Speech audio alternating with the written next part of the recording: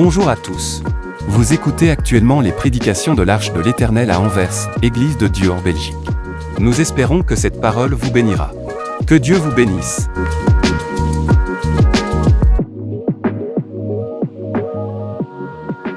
Alléluia. Amen. Bonjour à tout le monde. Voilà, soyez les bienvenus dans la maison de Dieu. En ce culte, que Dieu bénisse chacun de vous.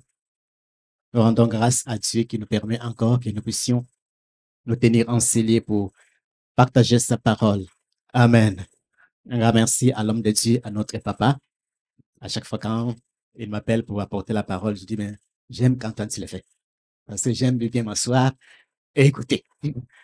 Amen. Mais parfois, il a aussi besoin de se reposer. Amen. De se reposer, de se ressourcer. Et lorsqu'il vient, il nous revient en force et il nous apporte la parole. Merci, papa, pour ces marques de confiance que tu nous accordes pour que nous puissions nous tenir en ces lieux.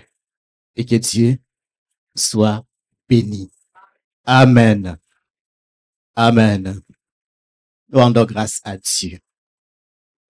Voilà, nous voici pratiquement vers la fin de l'année.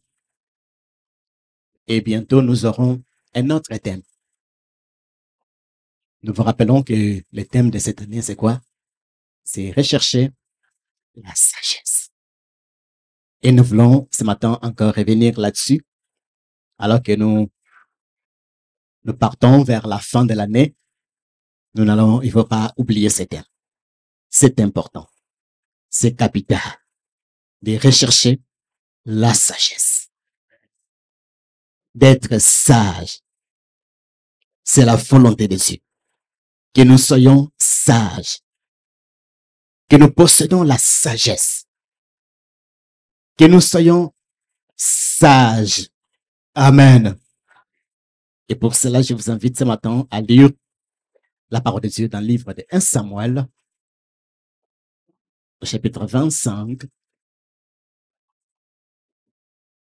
C'est un long texte, mais je vais prendre une partie. Je vais sauter d'autres versets. Je prends à partir du verset 23. 1 Samuel, chapitre 25, à partir du verset 23. C'est une histoire qui a 44 versets. Mais je vais sauter d'autres versets, voilà. Donc, j'ai sauté du premier jusqu'au verset 22, mais je vais revenir tout à l'heure. Lisons à partir du verset 23. Il est dit ceci. Nous lisons. Lorsque Abigail aperçut David, elle descendit rapidement de l'âne, tomba sur sa face en présence de David et se prosterna contre terre. Oui, se jetant à ses pieds, elle dit, à moi la faute, mon Seigneur. Permets à ta servante de parler à tes oreilles et écoute les paroles de ta servante. Que mon Seigneur ne prenne pas garde à cet homme méchant, à Nabal, car il est comme son nom. Nabal est son nom. Il y a chez lui de la folie. Et moi, ta servante, je ne l'ai pas vu les gens que mon Seigneur a envoyés. Maintenant, mon Seigneur, aussi vrai que l'Éternel est vivant et que ton âme est vivante, c'est l'Éternel qui t'a empêché de répandre le sang et qui a retenu ta main, que tes ennemis, ceux qui veulent du mal à mon Seigneur, soient comme Nabal. Accepte ce présent que ta servante apporte à mon Seigneur et qu'il soit distribué aux gens qui marchent à la suite de mon Seigneur. Pardonne, je te prie, la faute de ta servante, car l'Éternel fera à mon Seigneur une maison stable. Pardonne, car mon Seigneur soutient les guerres de l'Éternel et la méchanceté ne se trouvera jamais en toi. S'il s'élève quelqu'un qui te poursuive et qui en veille à ta vie, l'âme de mon Seigneur sera liée dans les fossés des vivants auprès de l'Éternel, ton Dieu. et qui lancera du gré de la fonte l'âme de tes ennemis. Lorsque l'Éternel aura fait à mon Seigneur tous les biens qu'il t'a annoncés et qui t'aura établi chef sur Israël, mon Seigneur n'aura ni remords, ni souffrance de cœur pour avoir répandu le sang inutilement et pour s'être vengé lui-même. Et lorsque l'Éternel aura fait du bien à mon Seigneur, souviens-toi de ta servante. David dit à Abigail, béni soit l'Éternel, le Dieu d'Israël, qui t'a envoyé aujourd'hui à ma rencontre. Béni soit ton bon sens et bien soit toi qui m'as empêché en ce jour de répandre le sang et qui a retenu ma main. Mais l'Éternel, le Dieu d'Israël, qui m'a empêché de te faire du mal, est vivant. Si tu n'es pas hâté de venir au devant de moi, il ne serait resté que ce soit de Nabal. Ici, à la lumière du matin, et David est pris de la main de Gaïl, ce qu'elle lui avait apporté, et lui dit, monte en paix dans ta maison, vois, j'ai écouté ta voix, et je t'ai accueilli, m'a accueilli. Amen. Nous pouvons lire jusqu'à la suite, jusqu'au verset 44. Donc voilà, je l'ai dit, c'est long. Et le thème de mon message, je l'ai intitulé « L'importance de la sagesse ». L'importance de la sagesse. Nous voyons dans ces récits trois personnages, trois personnes. Trois personnes qui répondent, trois personnes qui réagissent face à une situation, face à une demande. Nous voyons Nabal, lorsqu'il entend la demande de David, qui lui demande de l'aide, qui réagit, qui répond avec arrogance, avec folie, avec insulte. Et nous voyons la demande ou la réaction de David, qui répond, qui réagit par rapport à la réaction de Nabal. Et comment David réagit? David réagit avec colère. Réagit avec vengeance. Pourquoi? Parce que son ego a été frappé. Et enfin, nous voyons Abigail, qui répond avec sagesse. Qui réagit avec sagesse. Face à la folie de Nabal et à la vengeance de David. Trois personnes qui réagissent différemment. Et nous voyons que par rapport à cette réaction, à cette réponse, que Abigail va poser, elle va protéger sa famille, elle va protéger David et elle sera récompensée. Elle protège sa famille. Parce que, à cause de quoi? De sa sagesse. Elle protège David de se venger lui-même. Et elle reçoit une récompense. Parce que vers la fin, Nabal va mourir et cette femme deviendra la femme de David. Mais avant d'aller beaucoup plus loin, lorsque nous revenons dans cette histoire, au chapitre 25, verset 1er, nous voyons, il y a une histoire, c'est comme une parenthèse qui s'ouvre vite et qui se ferme vite. On dit Samuel mourut.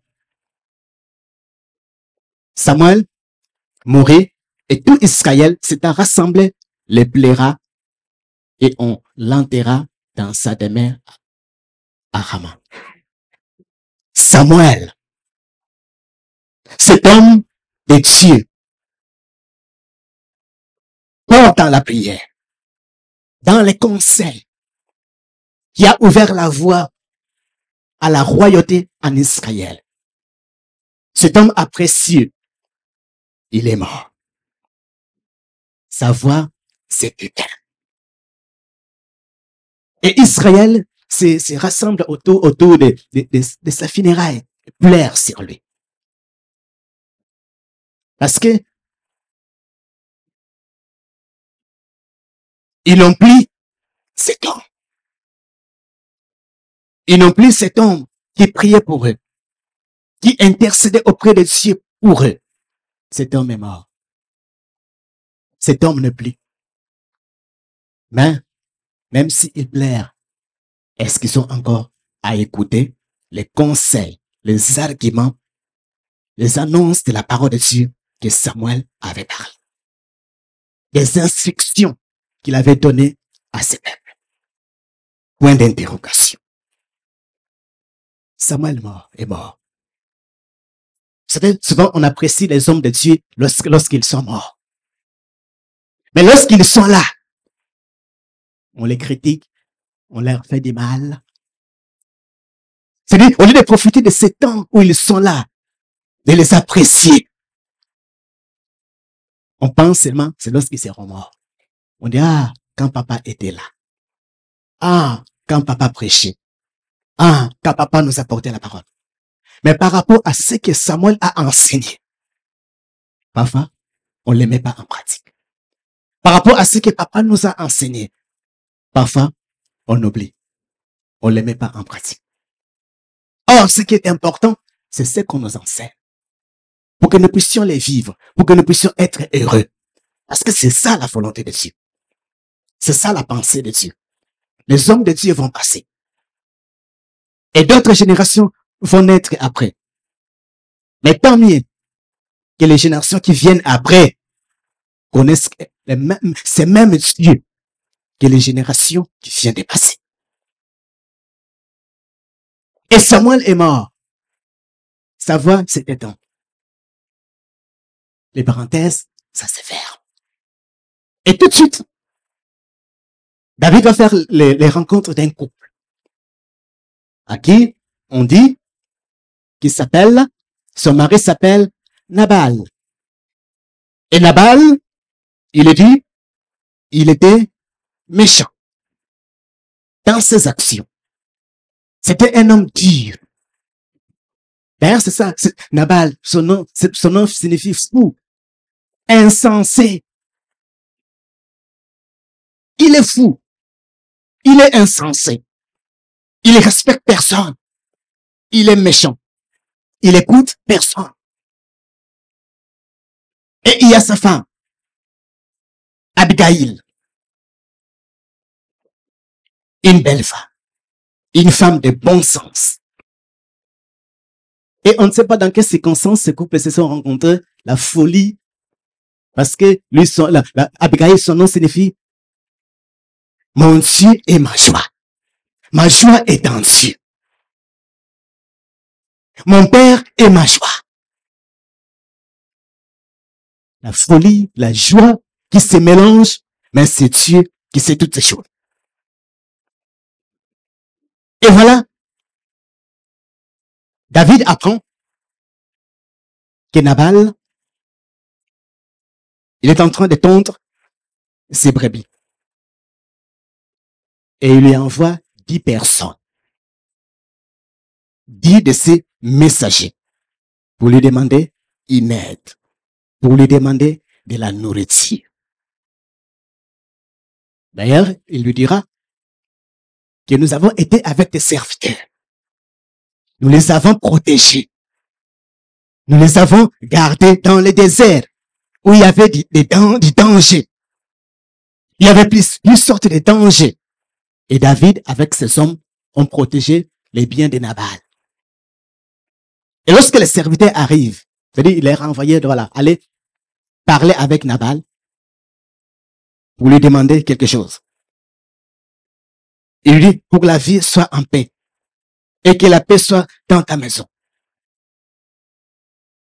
Il annonce toutes ces choses, d'être en paix, d'être béni. Des paroles d'encouragement, des paroles de salutation bénies de la part de David. Et lorsque les serviteurs arrivent, Il répète ce que David avait envoyé en parlant à Nabal.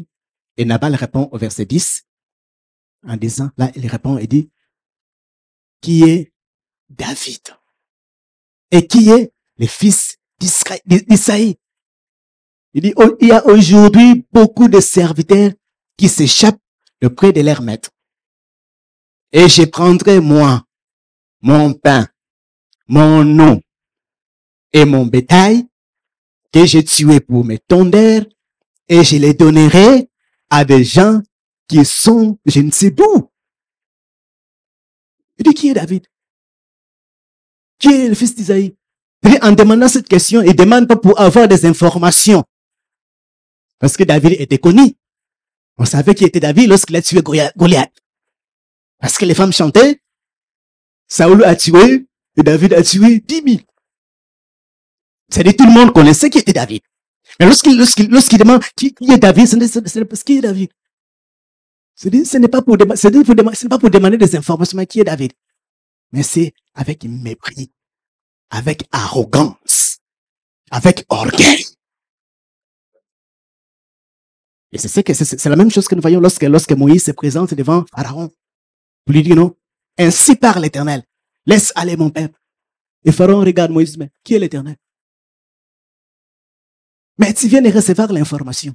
On vient te dire que l'Éternel est Dieu d'Israël. Tu dis, mais qui est l'Éternel? Pour que je puisse obéir à sa voix. Ici, c'est moi qui l'autorité. C'est moi qui gouverne. C'est moi le chef. Et c'est ce que Nabal dit. C'est mon pain. C'est-à-dire, tout ce que tu vois là, c'est pour moi. C'est mon pain. C'est mes bétails. C'est à moi. Et là, il oublie directement. Qu'est-ce qu'il oublie? Il oublie vite la source des provenances. Dieu. Il oublie Dieu. Que tout ce qu'il possède appartient à Dieu. Parce que quelques jours après, il va mourir. Et il va tout laisser. Il dit, je dois prendre mon pain. Je dois prendre mon pain avec orgueil. Et je vais les donner à des gens, je ne sais d'où il vient. Et les gens, ils sont remplis. C'est pourquoi, bien aimé dans la vie, quel que soit ce que vous avez, quel que soit ce que vous portez, ne sois jamais orgueilleux. Ne vois jamais des gens dévorants. Ne sois jamais là, comme on dit à l'Ingala, parce que tu peux tout laisser. Tu n'as rien apporté. Et nous n'avons rien apporté et nous n'apporterons rien du tout. Alors soyons humbles. Soyons simples. Soyons simples. Soyons humbles. Soyons doux. Soyons généreux. Et c'est ce que ce texte nous montre. Il dit, qui est David? Qui est le fils d'Isaïe? Avec orgueil, avec insulte. Et lorsque David apprend ça, il rapporte à ce que Nabal a dit. Que voilà, Nabal a dit, qui est David?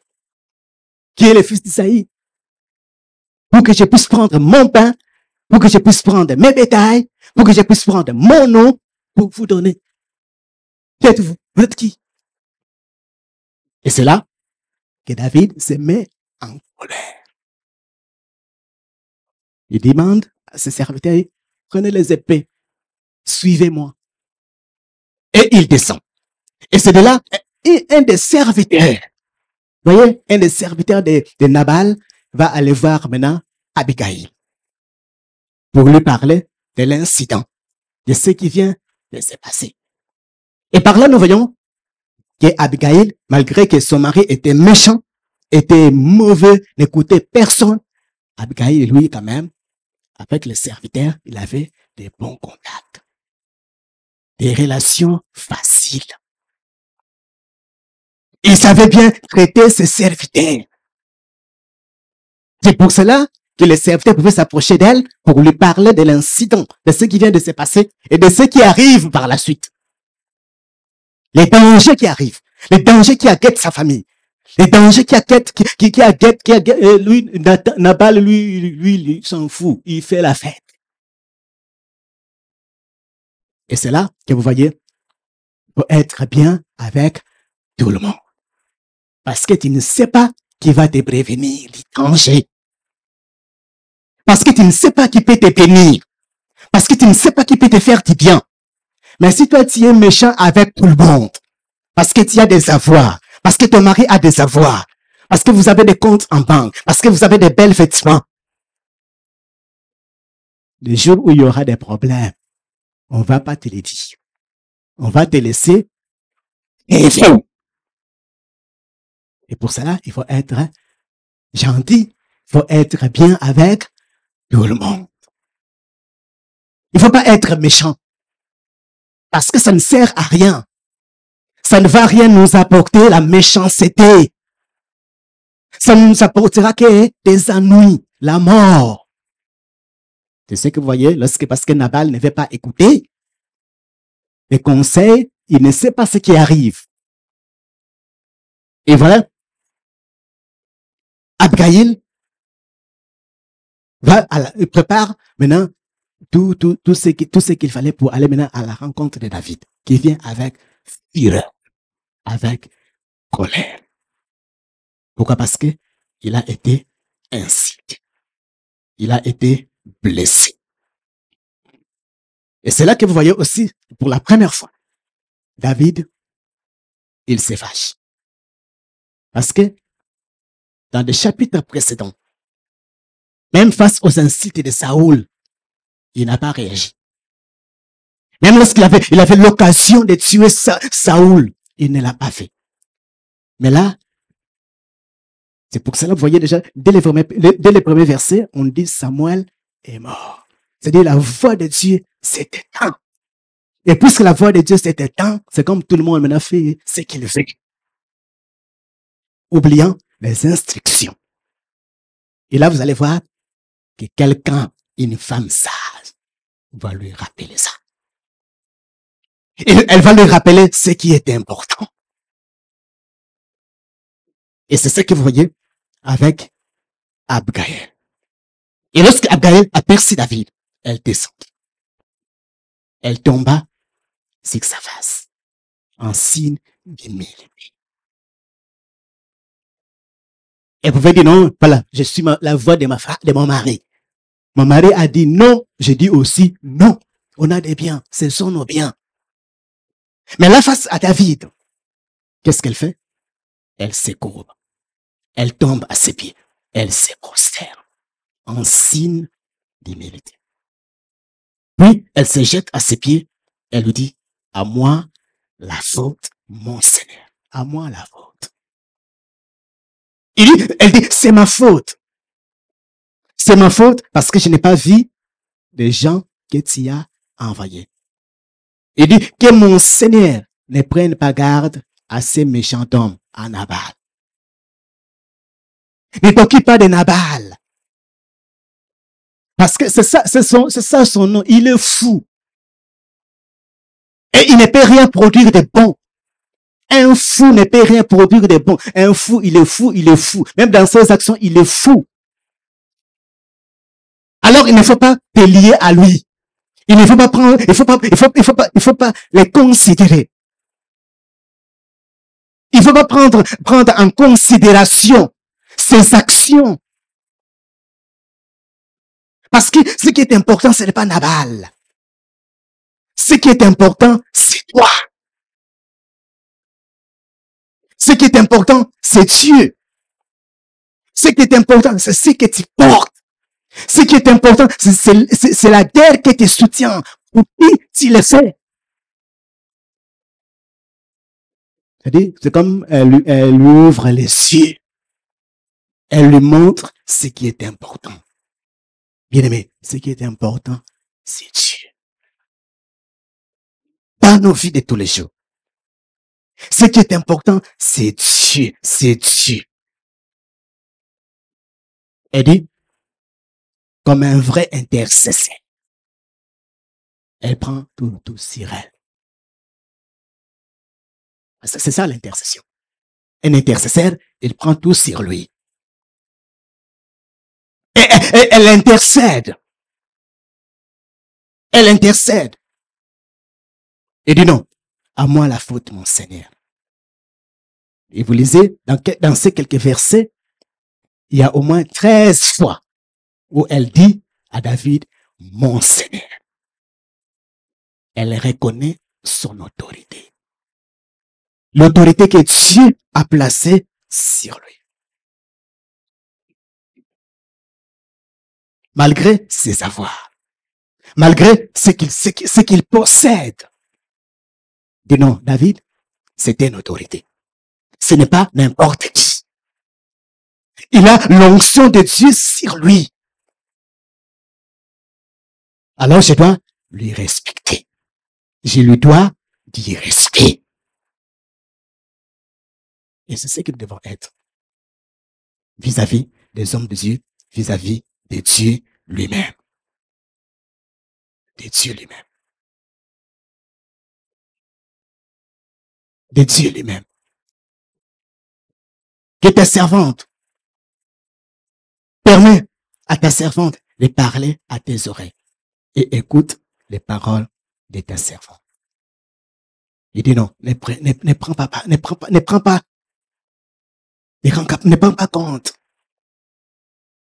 Ne prends pas garde à ces méchants hommes à Nabal.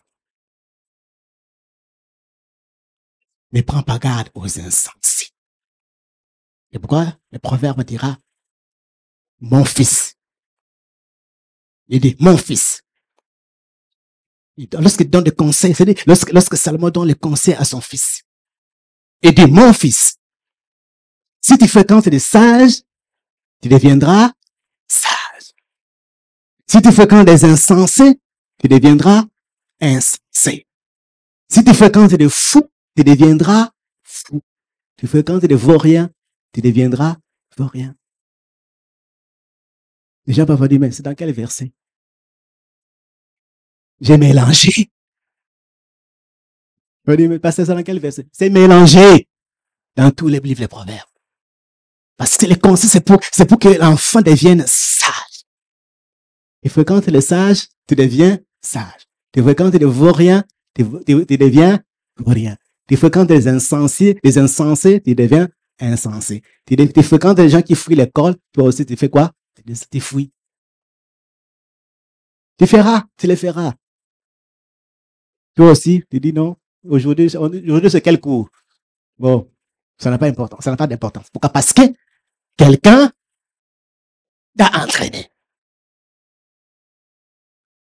Alors, fréquentons des gens qui sont sages, qui nous entraînent vers le haut, qui ne nous entraînent pas vers les bas, qui ne nous poussent pas vers les bas, mais qui nous entraînent vers le haut. Comme je l'ai dit, elle intercède pour protéger sa famille. Mais nous avons nos familles à protéger. Mais pour cela, ça nous demande que nous puissions avoir quoi? De la sagesse. De savoir gérer les choses avec sagesse. De savoir parler avec sagesse. De savoir agir avec sagesse. C'est pourquoi l'auteur, Jacques dira, si quelqu'un manque de la sagesse, qu'il la demande à Dieu. Vous voyez déjà, il commence par quoi? Par si. Parce qu'il y a des gens qui peuvent se croire qu'il est sage. Il est fou, mais il pense qu'il est sage. C'est pourquoi l'auteur dit, si quelqu'un, il se rend compte lui-même que je ne suis pas sage. Et Dieu possède toute la sagesse. Elle se met dans la prière, elle la demande à Dieu. C'est un manque. C'est quelque chose qui me manque. C'est quelque chose que j'ai besoin. De la sagesse. Parce qu'il y a des choses que je ne sais pas gérer avec mon intelligence. Mais qui demande que je puisse avoir la sagesse, le discernement. Et ce que Nabal n'a pas discerné en David, Abigail l'a discerné. Ce que Nabal, en tant que fou, n'a pas vu dans David. Tout ce que Nabal a vu, c'est quoi? C'est un serviteur qui fuit son maître. C'est un serviteur rebelle qui fuit son maître. Mais lorsque Abigail regarde David, il voit en lui quelqu'un qui a un avenir. Quelqu'un que Dieu a oint. Quelqu'un à qui il faut respecter. Même si pour le moment il est rejeté, il y a quelque chose de glorieux qui l'attend. Et ça, c'est quoi? C'est à cause de quoi? À cause de la sagesse qu'elle avait et qu'elle pouvait distinguer, qu'elle pouvait discerner. C'est pour ça qu'il est sage. C'est pour cela il est important que nous puissions aspirer, que jour après jour, que nous puissions dire à Dieu, non Seigneur, rends-moi sage. Donne-moi de la sagesse. Je ne sais pas gérer ma vie tout seul. J'ai besoin de la sagesse. Je ne sais pas gérer mes enfants tout seul. J'ai besoin d'être sage. Il y a des choses que je ne sais pas gérer par mon intelligence, par mes dons, par mes capacités. Mais j'ai besoin de la sagesse de Dieu. Et Salomon a raison. Lorsqu'il rentre au pouvoir. Et Dieu lui dit, demande-moi tout ce que tu veux, demande, que je te donne. Et là Salomon voit une occasion en or. Parce que si Dieu nous demandait, Dieu te dit, demande-moi ce que tu veux, que je te donne. Nous allons commencer à penser à tous nos avoirs, à tous les biens matériels qu'on va un jour laisser. Mais Salomon trouve une occasion en or. Il dit non, c'est une occasion en or que je ne peux pas. Il dit non, accorde à ton serviteur de la sagesse. De la sagesse. Et cette demande lie à Dieu, nous dit la parole. Il dit, puisque tu n'as pas demandé la mort de tes ennemis. Tu n'as pas demandé une longue vie. Ce qu'ils nous auront demandé, non, j'ai besoin de vivre, des gens peut-être de vivre à 100 ans, moi j'ai besoin de vivre au-delà. Garde-moi à être en bonne santé. C'est bien toutes ces choses. Mais ce n'est pas ça, ce que Salomon a demandé. Elle a demandé quoi? Elle a demandé la sagesse. Il voulait être sage. Et Dieu lui a accordé cette sagesse. Et pour nous, c'est avantageux. Parce que la plupart de toutes ces choses, Salomon nous les a écrites dans ses livres. Et nous pouvons les lire. Et nous pouvons écouter ses conseils pour que nous puissions devenir sages. Bien-aimés, il est primordial pour chacun d'entre nous de se dire non, j'ai besoin de la sagesse. Peut-être que nous avons oublié déjà les termes. Mais c'est important que nous puissions vivre, nous ne puissions pas vivre comme des nabals, comme des fous. Parce que nous allons lapider tout ce que Dieu nous a donné. Ou nous allons croire que tout ce que nous possédons, ça vient de nous-mêmes. C'est par nos efforts. Nous avons fait c'est vrai, toutes ces choses. Mais c'est Dieu qui nous donne toutes choses. C'est Dieu qui nous donne la lumière. C'est Dieu qui nous donne l'air que nous respirons. Est-ce que nous payons?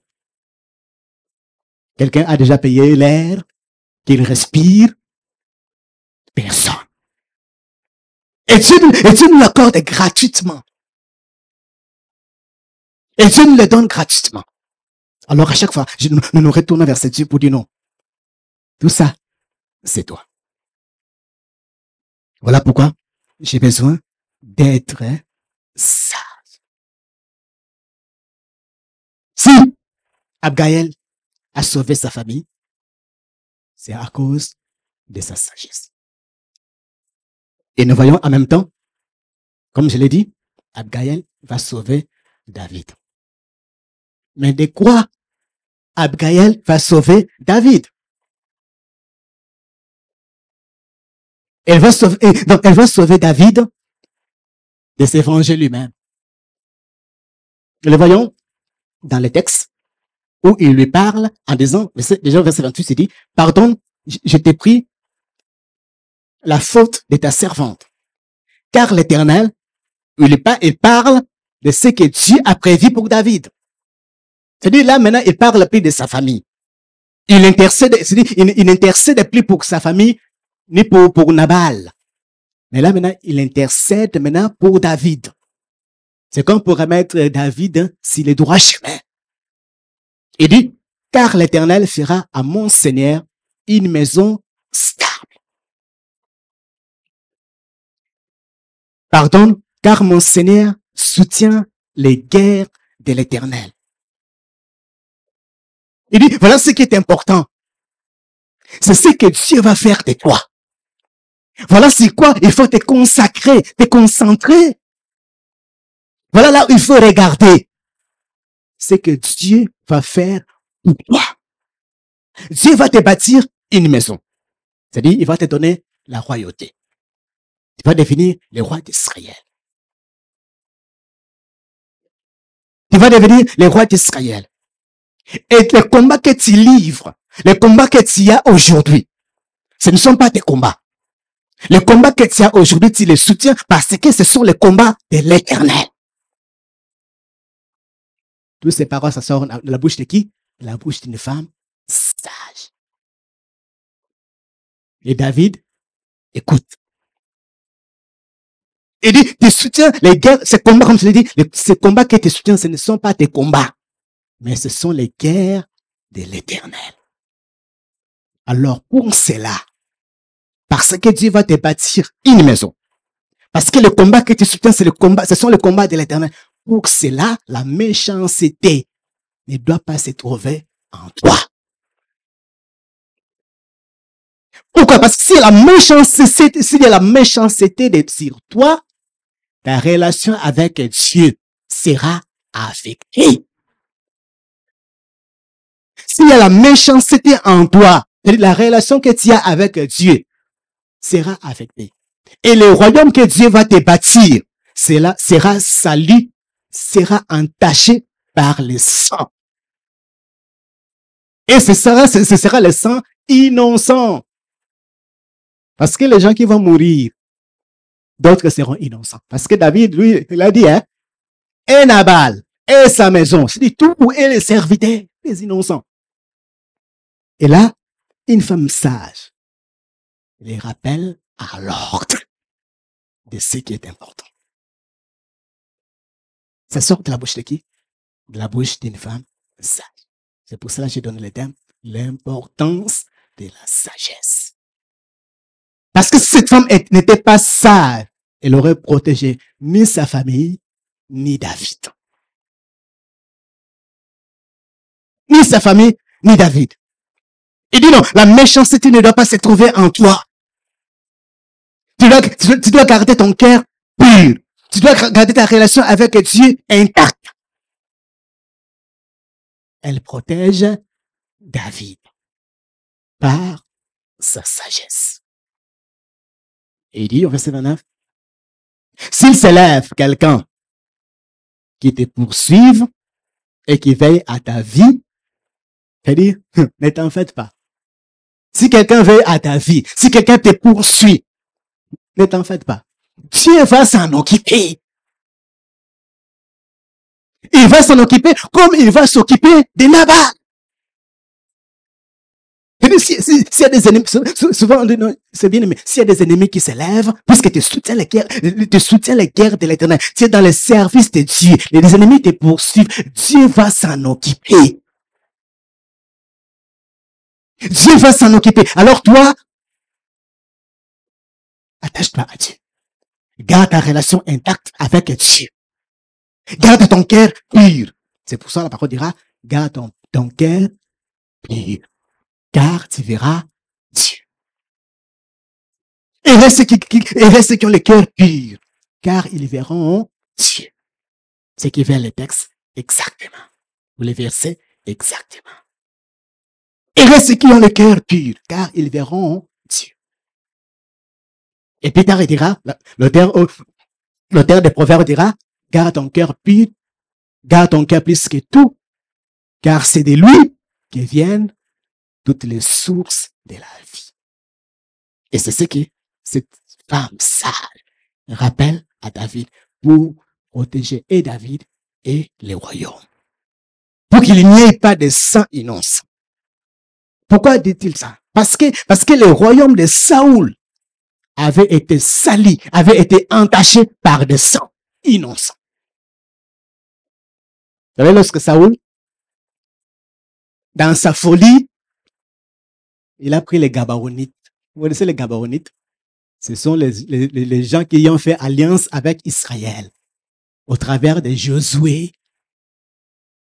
Lorsque Josué entre, les Gabaonites sont venus. Ils ont fait alliance avec Israël. C'est-à-dire, Josué, Israël a juré au nom de l'Éternel de ne pas faire de mal à cette nation.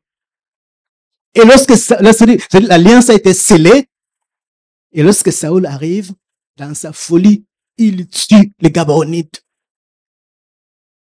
Et Dieu, qui respecte l'alliance, il maudit Israël. Israël est dans la famine. Israël est dans la souffrance. De Samuel chapitre 21. Et là maintenant, David, qui est le roi, il dit, mais qu'est-ce qui se passe? Il cherche Dieu. Et Dieu lui répond. Parce que Dieu répond toujours. Dieu écoute et Dieu répond. Et Dieu lui répond, c'est à cause de qui? De Saoul, qui a tué qui? Les Gabaonites. Ils appellent les Gabaonites. Qu'est-ce que je vais faire pour vous, pour que vous puissiez bénir le peuple de Dieu? Il dit, pour nous, ce n'est pas question de l'or, ni question de l'argent. C'est question entre nous et Saoul. Il a voulu nous détruire. Nous voulons la mort de ses enfants.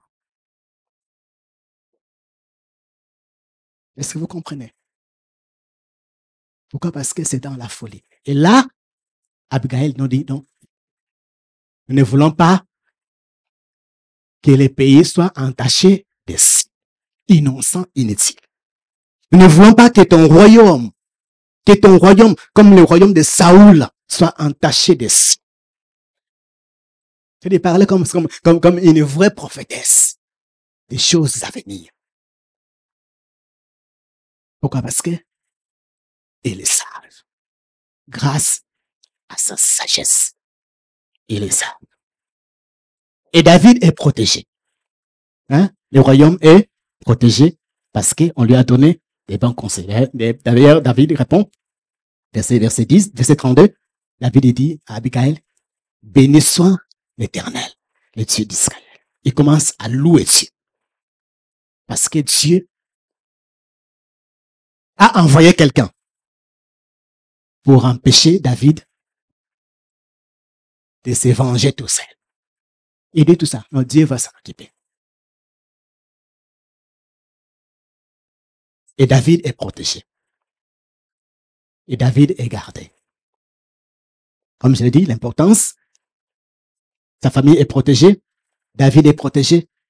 Maintenant, vers la fin, elle va attendre que son mari, parce que son mari était ivre, elle attend au lendemain, le mari se réveille, il lui dit, c'est ce qui s'est passé. Il dit, les dangers où il s'est échappé. Il lui raconte tout, comment David venait avec un fureur pour les massacrer. Il a le cœur de Nabal, le fou. Choc, crise cardiaque. Hein? Crise cardiaque. 10 jours après, décès, il est mort. Et là, vous comprenez que maintenant, on arrive au troisième point, qui est la récompense d'Abigail. Et là, David s'est dit, une telle femme, on ne va pas la laisser longtemps. Il dit, allez me les proposer pour femme. Hein? Une femme sage. Avoir une telle femme sage, c'est rare. On va aller proposer à Abigail de devenir la femme de David. Qu'elle accepte avec joie. Elle est récompensée. Elle n'a plus un mari fou, mais elle a maintenant un mari doux, qui a la grâce de Dieu. Elle est récompensée pourquoi? À cause de quoi? De sa sagesse. Mais cette femme va encore aller beaucoup plus loin. Pourquoi? Non seulement elle va comprendre que non, elle va devenir l'épouse des futurs rois, mais elle comprend également qu'au travers de cette opportunité, elle a maintenant les moyens, l'occasion de servir les enfants d'Israël. C'est-à-dire de servir Dieu, de se mettre au service de Dieu. Parce qu'elle dira, il est dit au verset 38, verset 39 vers la fin, David envoya proposer à Abigail de devenir sa femme. Verset 40, les serviteurs de David arrivèrent chez Abigail à Carmel et lui parlèrent ainsi. David nous a envoyés vers toi afin de te prendre pour sa femme. Et verset 41, la parole dit, elle s'éleva, se prosterna le visage contre terre et dit, voici ta servante. Sera une esclave pour laver les pieds des serviteurs de mon Seigneur. Je serai esclave, je serai servante pour laver les pieds des serviteurs, pas de mon Seigneur, pas pour laver les pieds de mon Seigneur. Elle va aller encore beaucoup plus loin dans l'humilité pour dire non, même les pieds de ses serviteurs. Pourquoi? Parce que je vais me mettre au service de Dieu. Je vais me disposer à servir Dieu. C'est une occasion pour moi pour que je puisse servir Dieu. Elle est récompensée. Elle est bénie. Bien-aimé, lorsque nous cherchons la sagesse, il y a une récompense. Une récompense qui n'est pas peut-être pas forcément de se marier, mais d'une autre qualité, d'une autre façon. Dieu nous bénit toujours lorsque nous cherchons la sagesse. Parce que si nous avons de la sagesse, nous allons gérer des choses. Nous allons gérer ce que Dieu nous donne. Nous allons nous mettre au service de Dieu. En nous disant non, tout ce que j'ai fait, c'est pour la gloire de mon Dieu. Alors, l'importance de la sagesse. Elle nous permet de protéger nos familles, ceux qui nous sont chers, de protéger l'Église. Parce que si nous avons de la sagesse, nous n'allons pas détruire l'Église. Parce que la plupart de l'Église est détruite pas par les gens de l'extérieur. La plupart des cas, les églises sont détruites par des personnes qui sont à l'intérieur. Des gens qui disent, c'est nous qui avons commencé l'église. C'est comme quelqu'un me disait, frère, lui, nous, on a souffert pour l'église. Toi, quand tu étais encore au Congo, nous, on travaillait, on a souffert. On a souffert pour l'église. Maintenant, quand toi, tu viens, tu prends notre place. Comme ça. Je dis, tu sais, moi, je ne suis pas venu à l'église pour prendre ta place. Chacun peut servir Dieu là où Dieu l'a mis.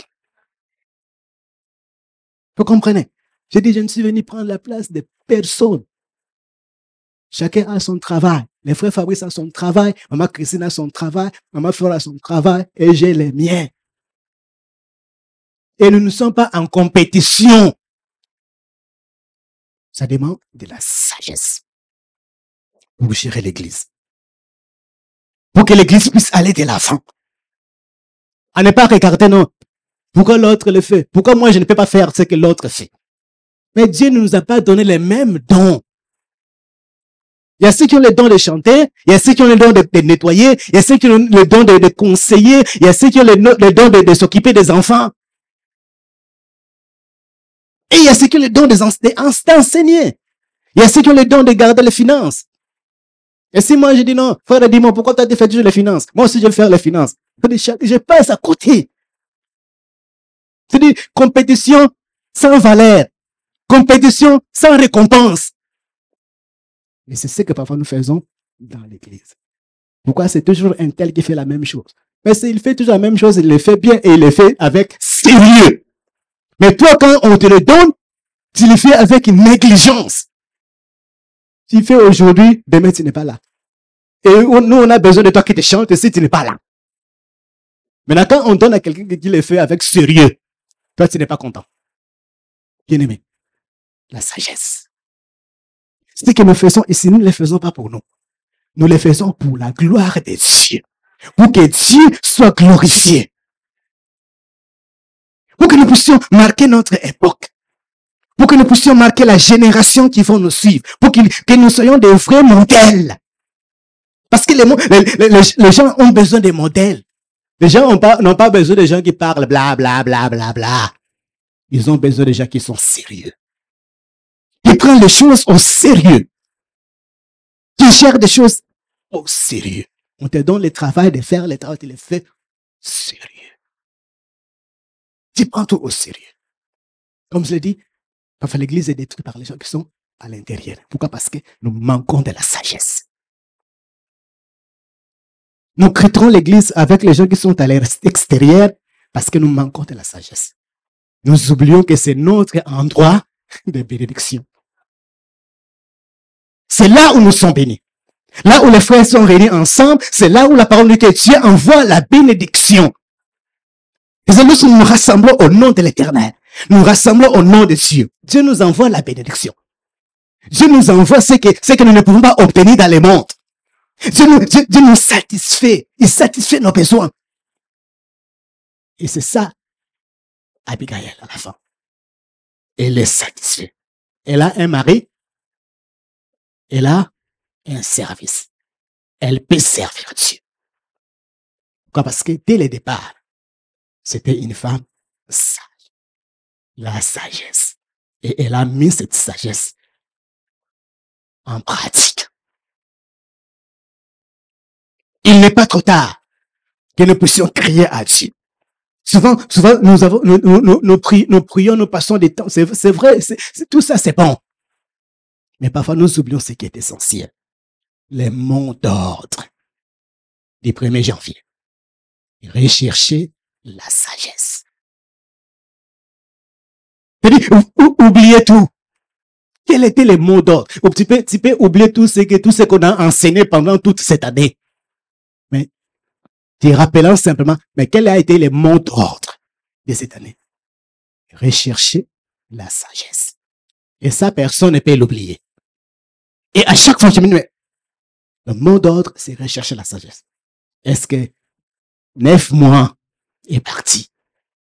Est-ce que quelque chose, une sémence a un peu bougé par rapport à l'ordre qui m'avait été donné, par rapport à ce que Dieu m'avait dit, de rechercher la sagesse.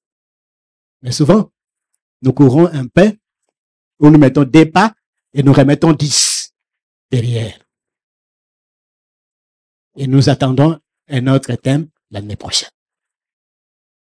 Bien-aimés, ça ne doit pas être ainsi. Soyons des hommes, des femmes sages. Parce que lorsqu'on est sage, on est béni. On est responsabilisé. Vous voyez cette femme? Elle laisse tout. Elle laisse les brebis, les serviteurs, les servantes, tous les biens qu'elle avait peut-être obtenus en héritage à son défunt mari. Et qu'est-ce qu'elle fait? Elle suit un homme dans le désert. Un homme qui n'a pas d'avenir, ou qu'on peut dire non, il n'a pas d'avenir. On ne sait pas où est-ce qu'il va dormir demain. On ne sait pas si Saoul va se réveiller aujourd'hui, mobiliser l'armée et les poursuivre. Et vous allez dire, cet homme-là, moi, devenir la femme de cet homme-là, laisse tomber. C'est ça parfois les gens. Ils regardent à l'apparence. C'est ça, jeune fille? Il faut faire attention à l'apparence.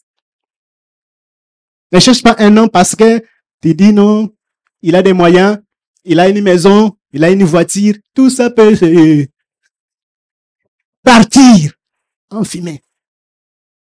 Est-ce qu'il a quelque chose de Dieu? Il a quelque chose qu'il peut m'apporter pour que je puisse m'élever. Pour que je puisse rester en contact avec Dieu. Pour que je puisse m'attacher à Dieu. Un pasteur un jour est venu me voir. Un pasteur célibataire. Il m'a dit, frère, si on est pasteur, on est célibataire, c'est très dangereux, très difficile de trouver une femme. Et ce pasteur a vu une sœur. Elle a appelé. Elle a blablabla. Elle a parlé. La sœur, qu'est-ce qu'elle a dit? Elle a regardé le pasteur. Elle dit, pasteur, si on enlève l'équipe pasteur, hein, on enlève l'équipe pasteur, est-ce que tu peux venir, toi vraiment, tu veux venir vers moi? Hein? On enlève l'équipe pasteur, je te respecte justement parce que tu es pasteur. Mais si on enlève l'équipe pasteur, est-ce que tu t'es bien d'abord regardé toi-même avant de venir vers moi? D'ailleurs, si on se marie, je dois manger quoi? La Bible. Vous voyez parfois comment on passe à côté, hein? Mais pour Abgaïa, qu'est-ce qu'il voit? Elle trouve une occasion en or. Et que cet homme, il a quoi? Il a la promesse. Même si aujourd'hui, il ne règne pas, demain, il va régner. Et puisqu'il va régner, je vais régner avec lui. Il va loin. Il voit la promesse de Dieu. Il voit ce que Dieu a mis dans cet homme. Il ne voit pas Saoul aujourd'hui. Parce que sinon Saoul va mourir. Et lorsque Saoul va mourir, celui qui va les remplacer, c'est juste celui que Dieu déjà a oint déjà. Il fuit, mais ce n'est pas une fuite où il va mourir quelque part. Il ne va pas mourir. Parce qu'il a les dépôts des promesses de Dieu. Alors, jeunes filles, pas justement les jeunes filles, hein, aussi les jeunes garçons. Ne cherchez pas une femme parce qu'elle a des moyens. Mais elle peut vous élever votre niveau. Vous pouvez faire une route ensemble. Je ne vais pas vous venir aujourd'hui, mariage, et demain, et nous, on ne comprend plus. On se dit, mais on les a présentés ici, on les a bénis ici, mais qu'est-ce qui s'est passé? Et nous, parfois, on a honte. Et ça nous fait mal. Alors, prenons des choses au sérieux. Comme le dit l'évêque souvent, les mariages, ce n'est pas pour des gamins. Ce n'est pas pour des enfants. Avant de vous mettre là-dedans, bien réfléchis. Parce que ce n'est pas un chemin de retour, comme on le voit aujourd'hui. C'est un chemin de non-retour. On le dit, c'est pour les bons et pour les pires. Nous voulons les bons. Nous voulons quand il y a l'argent. Nous voulons quand il y a quelque chose. Quand il y a des voitures. Quand il y a des maisons. Mais quand toutes ces choses, il n'y a plus, on commence à chercher des problèmes. Ça ne doit pas être ainsi. Les gens disent Amen. Ça ne doit pas être ainsi. Soyons des jeunes qui sont sages. Sages. L'importance de la sagesse. J'ai pris beaucoup de temps. Souvent, on me dit non, tu parles parfois comme l'évêque. Un disciple accompli. Voilà. Il fait comme son maître. Parfois plus. Mais, c'est important. De la sagesse. Et nous tous, nous en avons besoin. Ne dis pas que non, je suis déjà arrivé à un niveau où je n'ai plus besoin de conseils, où je n'ai plus besoin de la sagesse. Chaque jour de notre vie, nous avons besoin de la sagesse. Même pour ceux qui se sont mariés pour des années, 30 ans, 40 ans, ils ont toujours besoin de quoi? De la sagesse, de l'intelligence. Et ça, nous devons le demander à Dieu. Que non, mon cœur soupire, mon cœur brille. J'ai besoin de la sagesse. Parce que sans cette sagesse, je finirai comme là-bas. Comme un fou. Alors Dieu ne nous a pas appelés à être des fous. Et tant que les enfants de Dieu ne sont pas des fous, ne sont pas des folles. Nous sommes des sages. Et Dieu veut que nous puissions rechercher tous les jours cette sagesse. L'importance de la sagesse. Abigail a protégé sa famille à cause de la sagesse qui était en elle. Elle a protégé David. Et à la fin, elle a une récompense. Et ce Dieu n'a pas changé pour toi et pour moi. Que Dieu vous bénisse.